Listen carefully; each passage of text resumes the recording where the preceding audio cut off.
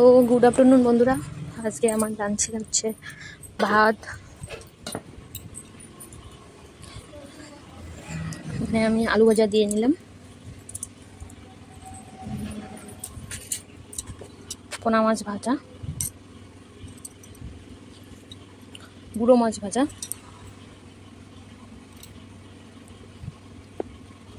এখানে আমি কচুরলতি গুঁড়ো মাছ দিয়ে করেছি, সেটা দিয়ে নিলাম।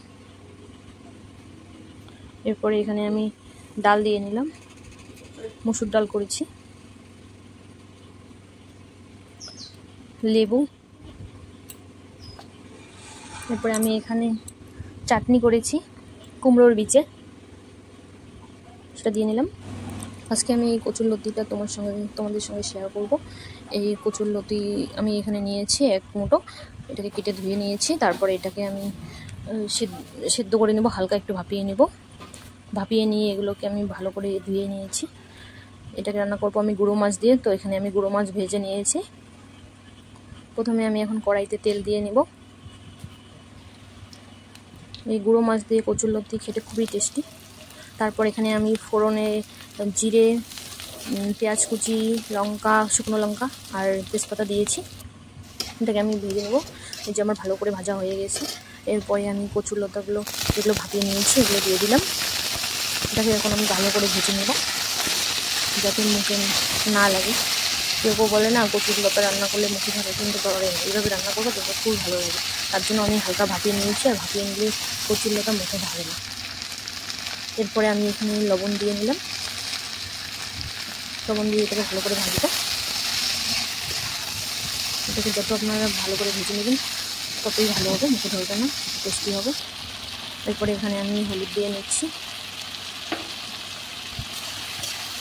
হলুদ দিয়ে ভালো করে নেড়ে চেড়ে নেব। এটাকে এখন আমি ভালো করেই ভাজবো, এইভাবে নাড়তে চাড়তে থাকবো। আর আমি কিন্তু বেশিক্ষণ ভাপিয়ে নিইনি। বেশিক্ষণ ভাপিয়ে নিলে কচুরলতাগুলো গলে যায়, তখন ভালো লাগবে না। এরকমই ঠিক আছে। এখন আমি এখানে মিক্সিতে কিছু কাঁচা লঙ্কা, শুকনো লঙ্কা নিয়ে নিলাম, গোটা 2টা রসুন নিয়ে নিচ্ছি, এবং এখানে আমি জিরে দিয়ে নেব, আর আদা কয়েকটা টুকরো করে নিয়েছি। এগুলোকে ভালো করে পেস্ট করে নেব। তো আমার এগুলো একটাই ভাজা হয়ে গেছে।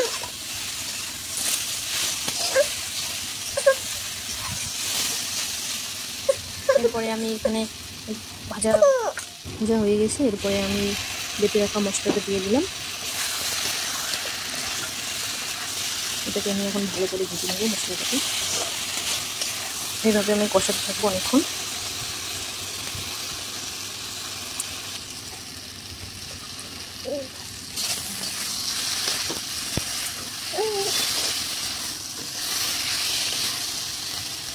যেটাকে আমার ভালো করে কষানো হয়ে গেছে।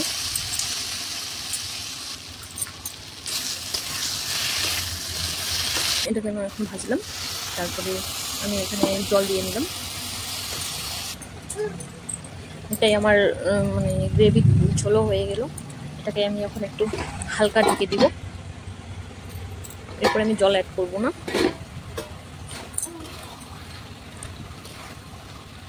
তো আমার মশলা কষানো হয়ে গেছে। এরপরে আমি এখানে ভেজে রাখা গুঁড়ো মাছটা এখানে দিয়ে দিব।